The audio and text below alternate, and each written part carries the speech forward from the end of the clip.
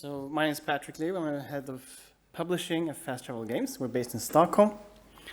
And I'll hopefully give you some insight into VR publishing landscape. Those of you that were in the panel yesterday, you're probably gonna recognize some stuff that I said. But repetition is good. So here's the agenda. I'm gonna talk a little bit who I am and who Fast Travel are, and then just a very brief overview where XR or VR gaming is today, and then VR publishing in particular, and some hot tips, especially for those that are pitching or plan to pitch games to publishers. So I started my career around 18 years ago. I've been doing all kinds of roles really in production, product management, creative, and I've been in the leadership team on several of the companies that I've been at. And now, currently I'm at Fast Travel Games, I'll talk a little bit more about that. Here's some of the games that I worked on.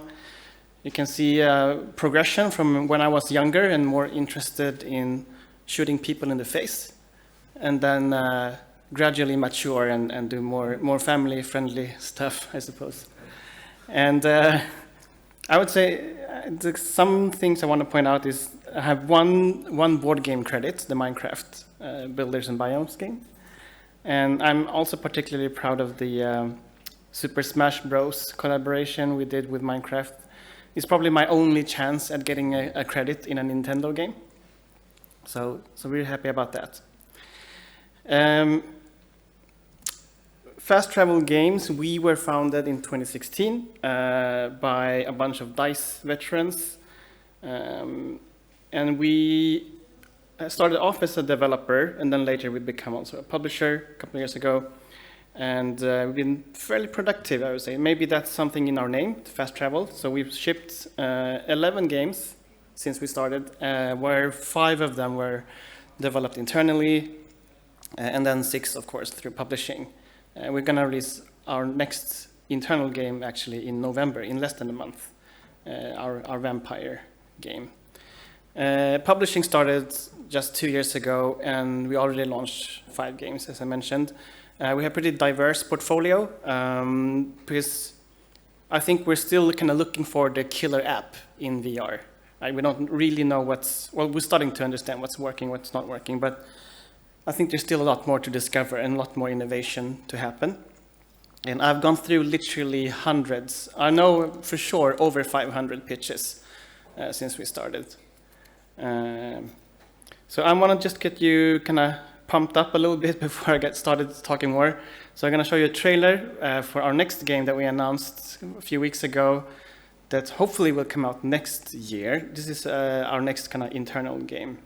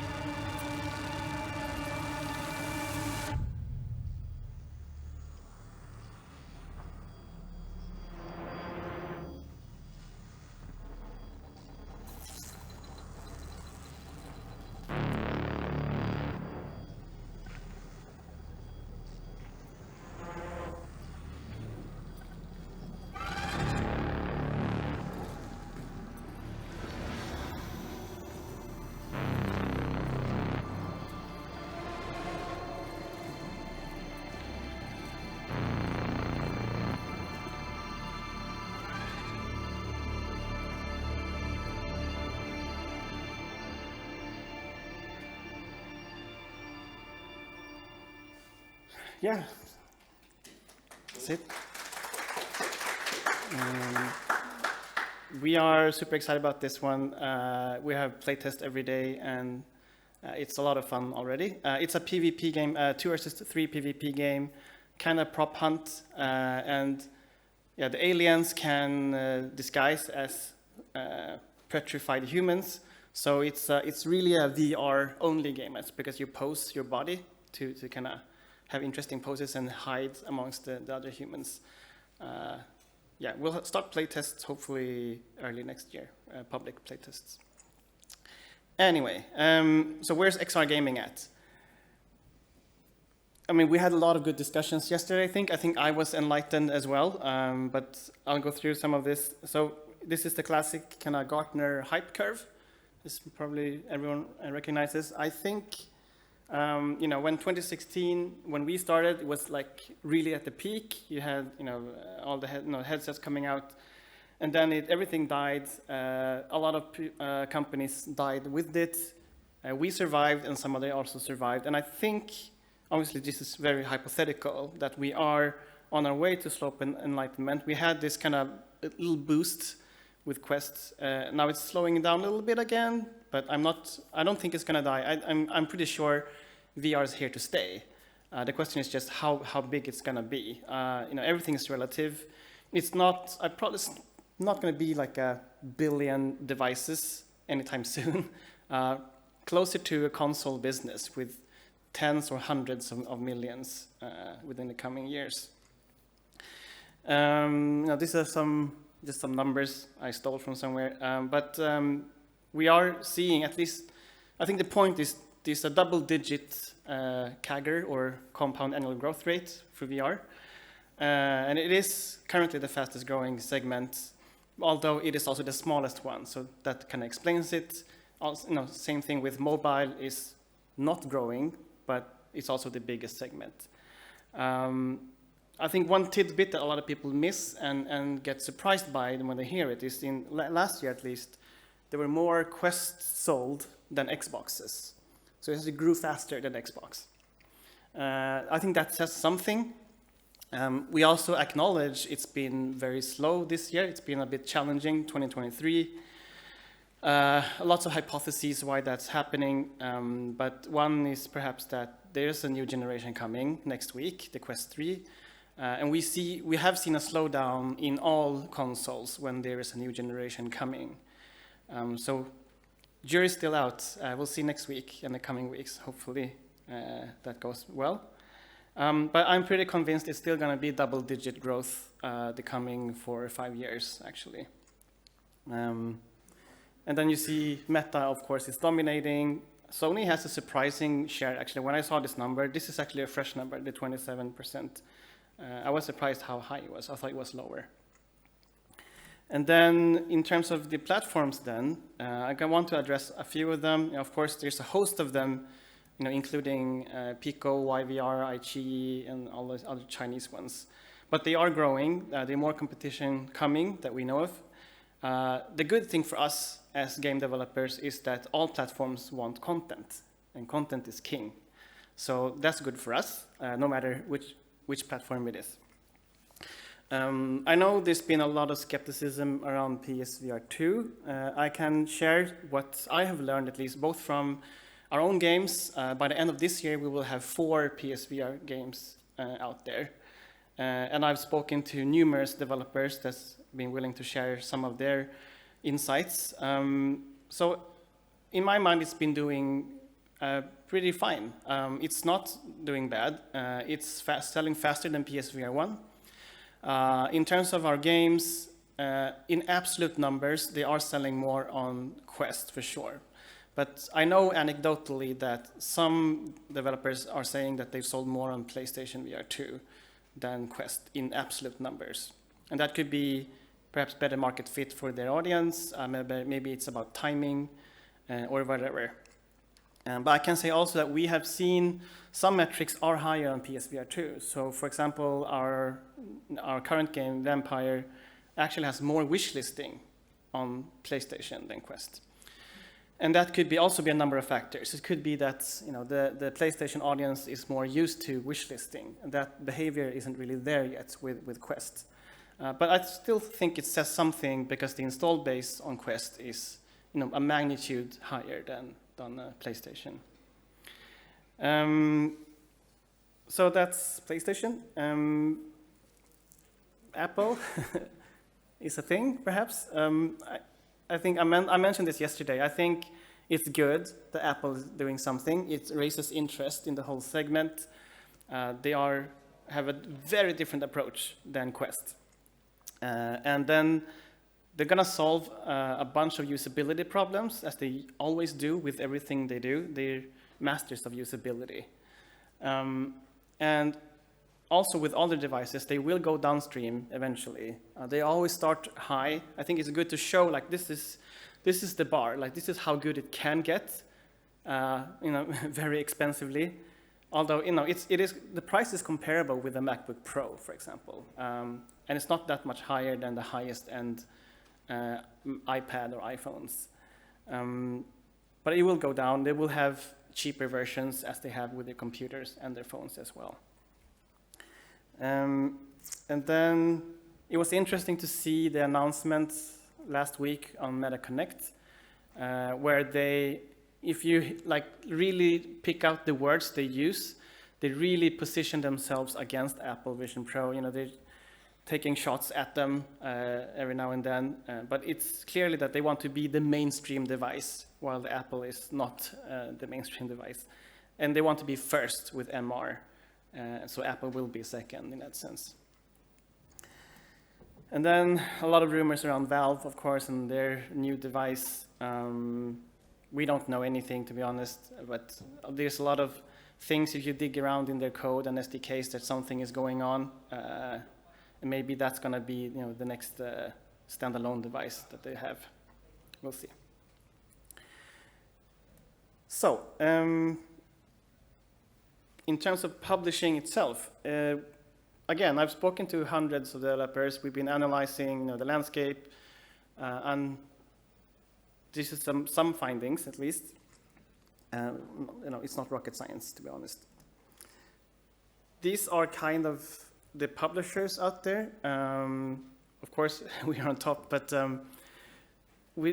in flat screen, in the regular games, we have literally hundreds of publishers, a lot of indie publishers, of course. We literally have less than a handful major players, I would say. Fast Travel is us, and have nDreams in the UK. Vertigo, which is in itself owned actually by Embracer, that's also Swedish. And Beyond Frames is also a friend of ours in Stockholm. So, at least 50% of the major publishers are actually Swedish at the moment. And then we have some other ones that I've listed down here that are identified as VR publishers, but they, I would say, have less impact so far. And we have seen some flat publishers kind of dabbling in VR, like Raw Fury, for example. They have had moderate success, I would say, because it is different to publish in VR, and I'll get into that. And we also have companies like Robot Teddy that have been actually hugely successful in their investments in VR games, like Among Us, of course, that's kind of one of their IPs. But they are not technically publishers. They don't do the typical publisher stuff, like actually publishing the game in QA and localization, like all those services. They're not doing that. They mostly kind of biz devs and have a lot of money. But that's not really a bad thing, though. Yeah. So, what are people looking for when they come to us? Number one is really to get in touch with the platforms. This goes for all of them, to be honest. Well, maybe not Steam. Steam is kind of simple and straightforward, but definitely Quest and PlayStation. And I would say that the Quest and VR in general behaves very much like a console industry. Like, it's kind of like consoles where 15, 20 years ago in terms of the business models, in terms of how what games we see, for better or worse, right? So it's a bit more primitive in the stores. It's a bit less rules how you do things, but also the ocean is bluer. You have a lot more room for innovation. We talked about App Lab yesterday, right? So App Lab is Quest's kind of test store. It's kind of an unofficial store ran by Quest, and that is improving. They told us as much last week that they are doing a lot of new features, and it's going to be easier to graduate from App Lab to the main store and so on. So hopefully that will make it easier for people to enter the ecosystem at least. But as I said also yesterday, that I think they're not doing a very good job at the moment. It's too hard to get onto the store. They pick 3 or 4 games per week, which is way too little. There's a lot of improvement that can be done on the Quest store. But they're moving in the right direction. So we'll see. Second thing is, how to sell a game or go to market with the game. The need itself is very similar to Flat, of course, but the craft is a bit different. Just marketing itself, just making a trailer is very different because there are other techniques you have to use to show off a VR game compared to a flat game, right? So you want to show people that this is a VR game. You want to show them how the player interacts. Often there's a kind of mixed reality footage, right? You see the player in the game world, which is an art in itself. It's also different types of outlets. You have influencers that are specialized in VR. You have media outlets that are specialized in VR, and all those connections are different. So far, most mainstream game media don't normally pick up VR games. They do sometimes when it's like a major title, but yeah, that's more of an exception. And in terms of user acquisition, if you compare to mobile, for example, is way behind. It's mostly because the Quest store doesn't have all the tools in place. Like, it's very hard to do proper attribution. So you can't track a user from an ad directly, all the way to purchase. Like that, it breaks somewhere in between. So you can't do that. So it's mostly dependent on influencer marketing today. So most traffic are coming from off-platform. So in the store, sure, it's good to be featured, but it's not the same impact as you had on App Store on Apple before. It's way more traffic that comes from YouTube. That's the main platform to drive traffic.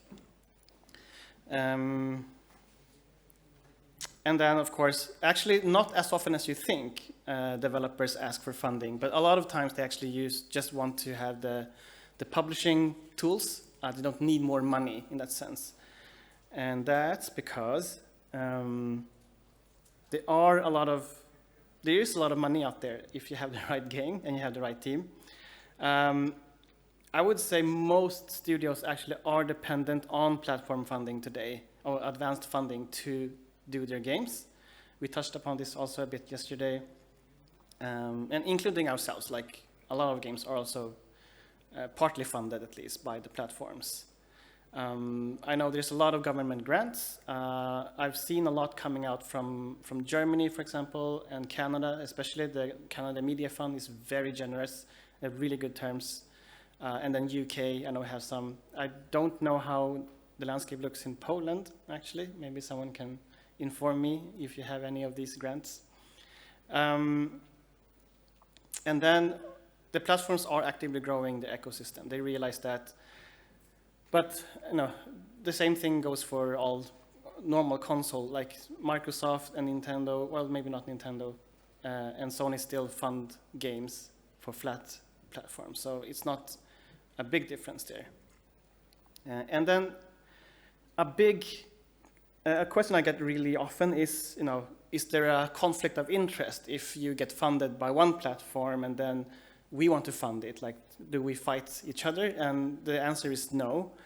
A lot of our games are funded both by Meta and by Sony and by us. And there is really no conflict in that sense, other than that you need to make sure, of course, that everyone gets their share and have a good business case, right? So if all these funding parties have a share of the cake, then there's nothing left for the developer. So you make sure that you have enough left, at least. And just before I go into proper tips, but one thing is really to have reasonable expectations on funding. Because the market is smaller, there's a smaller addressable market, you will have a smaller scale, right? So you can't expect to make a profit if you have a $20 million budget, as in flat games. Most of the budgets I'm seeing are closer to 1 or 2 million. Like the high budgets are maybe 5 million. I've seen games with 20 million, and we know like some of them games are. I doubt they will make a profit, to be honest. And that kind of goes into my second point here, that platforms and publishers have different objectives. So Meta, they can sell a game at a loss because they have other goals, like they want to sell platforms. So they will sell, probably Assassin's Creed is not going to make a profit. Asgard's Wrath is not going to make a profit because that's not their goal. But as a publisher, our goal is to make money, so we need to make a profit, and I suppose most developers also want to make a profit. So just make sure it's proportionate to your total addressable market. And then kind of what works and what doesn't work. We've been obviously analyzing and scraping a lot of the data that's out there. There's no real service as the same as like Sensor Tower or what have you. But just this is actually made by the game director for Mannequin, James Hunt. So I stole it from him, or he let me borrow it. But we have these tags. So this list is the top all-time best-selling games on Quest. So it's not the current top-selling games. If you look at it, we have a lot of social games. So social is a thing that definitely works. A lot of people, I think, mistake why Gorilla Tag works. It's not because of the gameplay per se, or definitely not because of its looks. It's because of the social elements that it kind of enables with the players. This year alone, we haven't seen a lot of successes, but the big ones that have been successful are both competitive shooters. Both Breachers and Ghosts of Tabor have been really good, and they're both, in a sense, military shooters, which I find a bit sad, to be honest, but that's what people like, apparently. So violence sells still.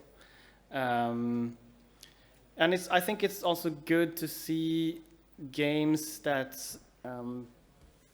have a smaller budget that can break through. We're also seeing a mix of old and new games on this list, so it's not a static list, not just the same games over and over again. That's also good. And I think there is a pattern here where games that fulfill a specific fantasy are successful. I think the oldest example is Richie's Plank, right? So you just walk out on a plank, and that's it, essentially. And that's sold really well because people want to show off, what VR does. It's getting more advanced and more sophisticated now, but I think if you can tap into a fantasy that no one has done before, there's a good chance you will get a hit with that. And then I say lastly that there is signs of free-to-play getting traction. Obviously, Gym Class and Gorilla Tag are both free-to-play and are hugely successful, but most games are not, right? Most free-to-play games are not successful, and they're obviously not on this list. And I think the simple reason is really that the scale isn't there, right? Because free-to-play kind of depends on that you have a large scale. Otherwise, it just doesn't make enough money. But I'm sure it will come. Like it will. We've seen this pattern in all platforms essentially, and VR will do the same. And then just one quick comment also is we are seeing different genres work on PlayStation and Quest, and of course on PlayStation it's a very small sample now because they have so few games. I think they have 100 games or so, and some of them skew the statistics a lot. Like obviously Resident Evil 8 and Gran Turismo 7 skews everything because they are such big games. But also the audience is probably different on PlayStation, where PlayStation has more dedicated and hardcore players, so they will prefer different types of games. I'm not sure Gorilla Tag will have the same success on PlayStation, for example. And PlayStation are very particular about what they focus on or what they choose to promote. They only promote games that support their pillars, right? So they talk a lot about their SSD drive or their head rumble or their adaptive triggers, like all those things. You can see them selling them all the time. Right, so hot tips.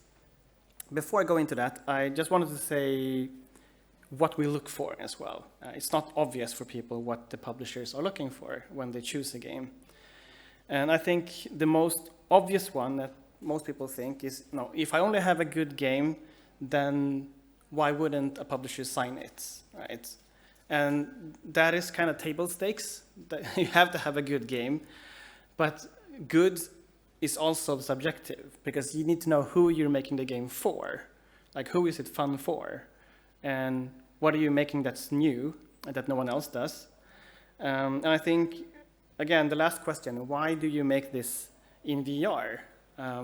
What does VR bring to the game? What makes it better in VR from a gameplay perspective? Again, like just higher immersion is table stakes. It doesn't sell the game, to be honest.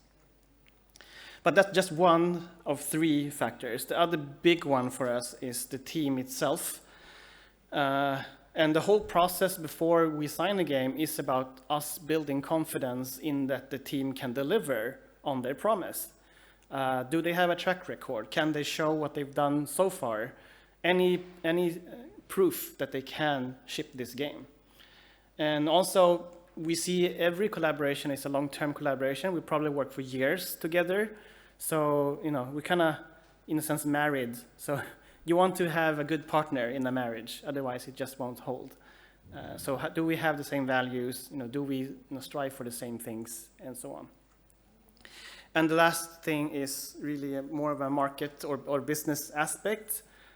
You can get a no because the game doesn't fit our portfolio, or maybe it's the best idea ever, but the only 10 people in the world that will like it or that will pay for it. Then that's not going to be a good market fit. Maybe our calendar is already full for next year, and you have to ship it next year. Then the timing isn't right? It's because we also have limited bandwidth and resources. We need to pick what we think are the winners. We can't sign everything that we like, sadly. So I have some tips that are VR specific, and they're actually going to end with some more general tips that goes for all types of publisher pitches, not just VR. I'm getting a lot of pitches around locomotion. So they'll have, we found this new way of moving in VR. It's going to be a great game. And the thing is, just a locomotion mechanic doesn't make a game, no matter how innovative it is. And just, there's a lot of these kind of gimmicks. There are other things that people pitch that are just one mechanic, but they haven't built the whole game around it yet. And so that doesn't work. I'm seeing a lot of Beat Saber clones or music games. And music games is tricky. I was gonna use another word, but Plus, you have music licensing and so on. I've been there when I was at Spotify. It's really a mess. And there's already Beat Saber. Like, no one is going to buy another game that's like Beat Saber. And there's a lot of games that are kind of puzzly and escape room games. There are certainly some successes, but there are a lot of them out there, actually. So that's probably not going to be a good pitch. This one I found really interesting, which is that sequels and DLC, again, with some exceptions, are not working. So in terms of sequels, you have games that were really seen as very successful in the first game that has seen no success in their second game. I'm thinking like Moss and Moss 2. We have Fisherman's Tale. Another Fisherman's Tale didn't sell well. Red Matter 2 didn't sell well. So there's something here happening where people are just not interested in more of the same. They want something new. And the exception, of course, is like I Expect You to Die. They're on number 3 now and still selling well. Same thing with DLC. The only game I think of that's successful with DLC is like Beat Saber and maybe Walkabout Mini Golf. But no one else has really succeeded with that. So that's good to think about. We have crossplay. If you have a multiplayer game, you have to have crossplay because otherwise you won't have enough concurrent users. Probably. It's a few years ago it wasn't viable at all to make multiplayer, but now it kind of is. But I would say each ecosystem is still fairly small, unless you're hugely successful. It will be too few players. And then when you pitch, we usually ask for something playable. There are very few exceptions where I have signed a game without actually playing anything. Just a deck doesn't sell it unless you have a really good track record. But especially in VR, it's super hard to convey what the game is in just a flat presentation. And another aspect of a playable is actually a lot of people are struggling to make a game work well on a Quest because they're not used to develop on mobile. So we want to see also kind of the technical chops that you can make something perform on a Quest.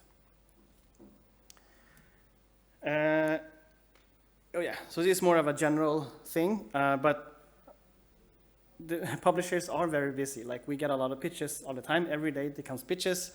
And some are asking for like, oh, I have this great idea, but I can show it to you if you book a meeting with me. And that's not going to happen. I'm not going to book a meeting with something I have no clue what it is. So you have to sell the game on first contact. And you're not going to sell the game with the GDD that's 50 pages, because I'm not going to read that. So have an actual pitch. And we have some points what you should include in the pitch if you're interested. And also do your homework on the publisher. Like, show something that you know who we are. I get a number of pitches that are not even VR games, and obviously they don't know who we are then. And there's a surprising amount of devs that don't know what they're asking for. They don't know what they want. They come to us like, oh, we have this game, can you publish it for us? It's like, okay, what do you need? Like, we don't know, like publishing? So, know how much you want and what you want. Different publishers are good at different things. So we are not the best in all things. So we need to find a good match where the things that you need is something we can do well. Then that would be a good match. And yeah, speaking of the cost and budget, be realistic about it. I've seen people go both ways. Some people are really padding it and bloating it, so there's a lot of money in there, and we usually ask what you need the money for, and then it will become apparent. But some people are also underselling. So if you sell a game with a certain scope, and then you say it will cost 500,000, I probably won't believe you because it's too cheap. You're not probably not going to ship the game on that budget. And you have to also count in your own time, because people count their own time as free, but you should get paid, of course, when you make your game. So you don't need to bootstrap the whole development. So include your own time as a cost. And sometimes it's simply not a match. Like sometimes, the budgets are just not matching with the needs, and that's fine. You just find some other publisher. And so budget might be one reason for rejection, but there are many reasons for rejection. Again, coming back to what I told you, what we're looking for, even if it's a good game, there might be other things that are not a good match, and that's okay. So I know some developers get really, really sad when they get rejected, but that's how the business works. But sometimes you have a really shitty game, and you have to listen if someone tells you that, and take that to heart. And I actually only have one more thing. There are right or wrong times to pitch. Not only that, last Gamescom when I was peeing, there was someone that recognized me and just wanted to start a pitch while I was peeing. I remember that pitch, but it wasn't very good. But also around conferences, like we usually focus on the people we need to meet at Gamescom or GDC. Then everything else kind of get pushed. So if you're aware of those events and you're not going to be there, maybe try to work around them timing-wise. Otherwise, it might get just missed somewhere. Cool. We have plenty of time for questions, actually. So that's it. Thank you.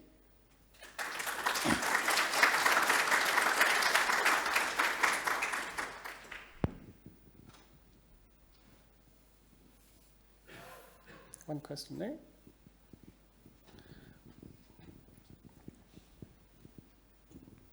So just just wanted to ask if are you assessing the game, and then the game dev can come to you one time and that's like one shot, you're done, or if they're gonna come half a year with some blooming product to you, and would you reconsider, or this is one shot and you're done? No, you always have as many shots as you want. I haven't encountered anyone that pitched too many times yet.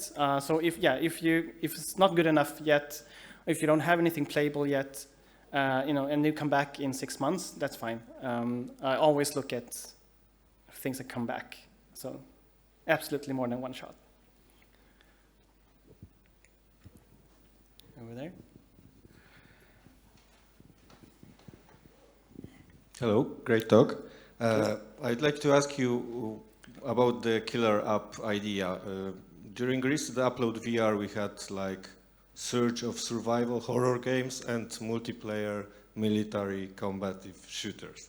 And do you think it was from both experienced and first-time developers? And do you think that everyone believes that the next Beat Saber or the next killer app is among these genres? I think I think we have seen some successes there, like Survivor games seems to be leaking over from Flat. I personally think that games with some sort of enables a social thing have a kind of bigger chance of succeeding. Well, I'm not sure what that is. I'm not gonna go into metaverse territory, but we are seeing that happening. But it's multiplayer for sure is another element that's also almost a must to succeed, I would say, and that's kind of also why we are doing Mannequin, for example, for us, because I admit our pedigree is in single-player games as a studio, but you can see that in publishing we are betting more on multiplayer, and also with our next game we are doing multiplayer. So that's a clear sign, I would say. Okay, thank you. I have one over there.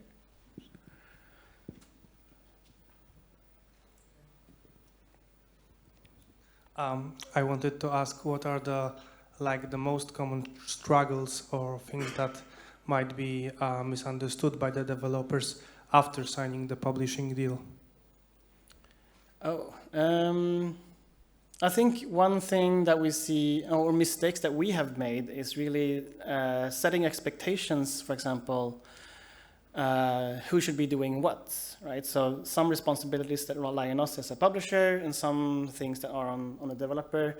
I think one area that's been a bit of content is community management, right? So we usually recommend the developer to do their own community management, at least kind of day to day, because at the end of the day, the players are not interested in getting a relationship with us as a publisher. They want to speak to the makers of the game, which are the developers.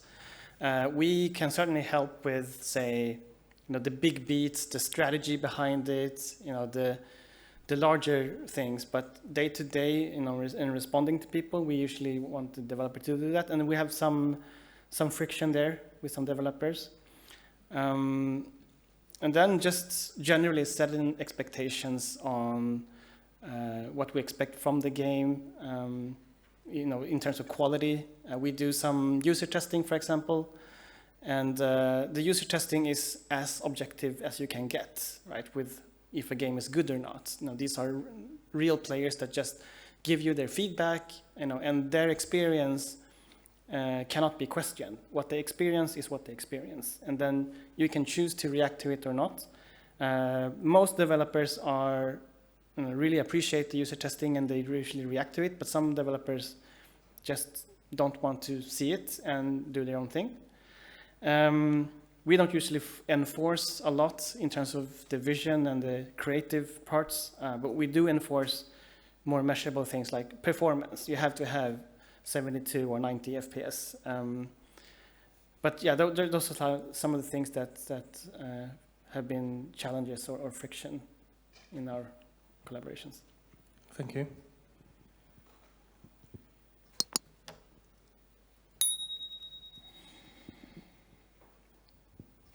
Hi there. First of all, sweet talk. Thank In you. your previous slide, you outlined what works in VR. I'm wondering, are there any points that are leaking over to AR as well? Thanks. Yeah,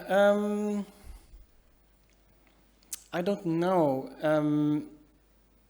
Since we haven't really seen an AR business yet, like it's not really existing in a sense. I think a lot of that kind of leaks over. But in terms of social, for example, there's one aspect in AR which is co-presence, like in the same room, or people that are virtually in the same room. Maybe that's one aspect that can work. But I'm going to repeat what I said yesterday in the panel. I have seen a bunch of MR or AR pitches, and most of them are not good. So very gimmicky things, and I've seen a few that are interesting. I think the one that Meta showed last week, the Laser Dance game, is pretty cool. But I still question if it holds as a whole game for hours. But yeah, I think we have yet to see a good example what MR does or AR. So it's very hard to say what will work or not so far. I have both. Yeah, I don't know which one was first.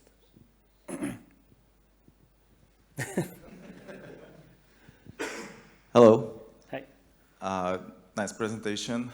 And I would like to ask, you mentioned that you're, as a publisher, also interested in a studio. And yesterday, we were talking about what's the difference between investor and publisher. And publishers are more interested only in a product, not in a studio. And from what I understand, investor is investing in a studio in the long term.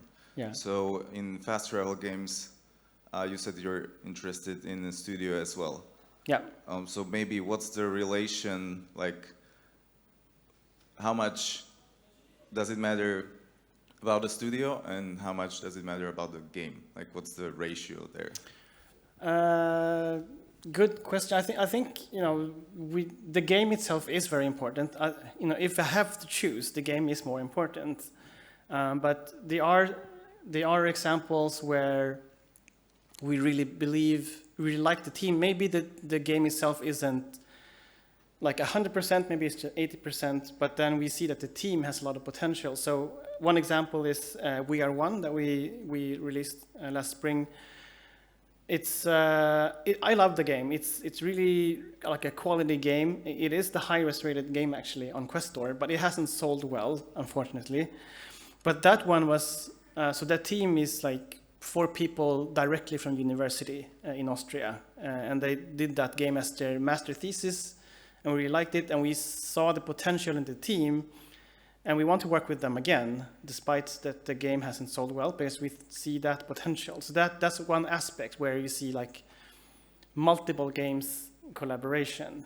So in my mind, the team is hugely important, because at the end of the day, they're just people making games, right? So that is, I don't know if that answers your question. Yeah, of course. Thank you. Yeah.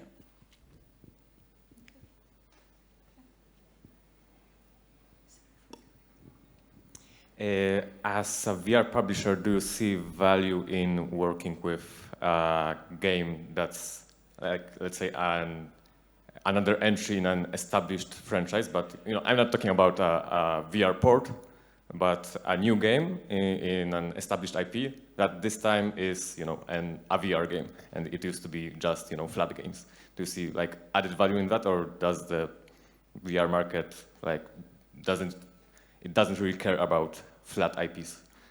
No, I think it does. I think it does definitely makes a difference. And we see, obviously, Meta thinks the same, since they're making VR versions of some flat IPs. So non-IPs definitely helps, I would say. And we have done that ourselves, right? Both Vampire that we're releasing soon, and yesterday we released Ghost Signal, which is the Stellaris game. So they're both, one of them is a gaming IP, the other one is an RPG IP. But we see definitely value in that. But there's the caveat there, of course, is the licensing, right? So there's a cost associated with using a known license unless you own it. So that's more of a business aspect of you can make it work. Thanks.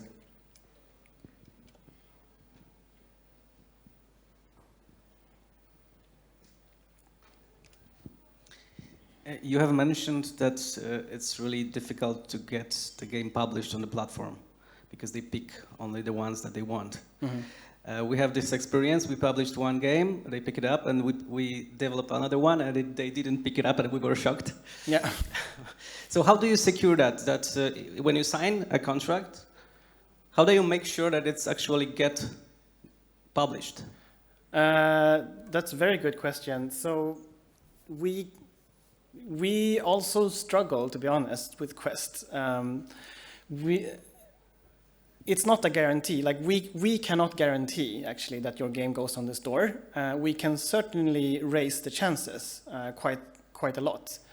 But at the end of the day, it is Meta that decides.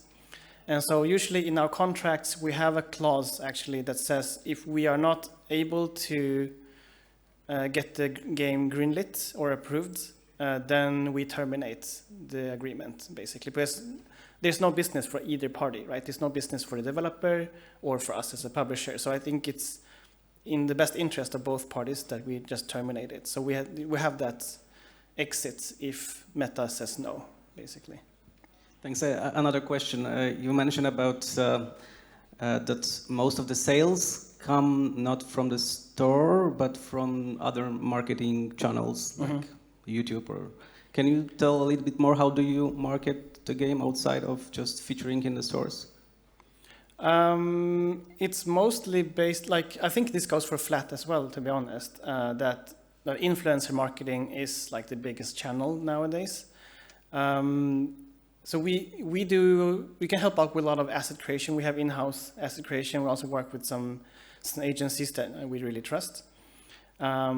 Also working with experts, both in-house and with agencies that are focused on influencer marketing. I'm not a marketing guy, to be honest, so I don't have No, we have other people that can speak more intelligently about that, but that's kind of on a very high level how we work with getting the games out there. But we have all the right contacts. A lot of influencers just freely take our games without needing to get paid because they want it. So that's one kind of cheaper way of getting it, right? But yeah, I don't have a very detailed answer to that, I'm afraid. Thank you. Great presentation, by the way. Thank you.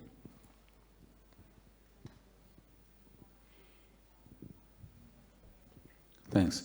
Thanks, Patrick, for this great presentation. It's a fantastic, broad introduction to the topic. I'd like to follow up on that question that was posed a second ago. Would you be willing to share information about how many cases like that did you have previously, like termination of a project that was unable to get to the store? How often does that happen? So all the games I've signed so far, none of them actually have not got on the Quest store. So I don't have any case where we terminated because of that yet. Nice. Yeah, but I expect it to happen at some point. Cool. Thanks. Yeah.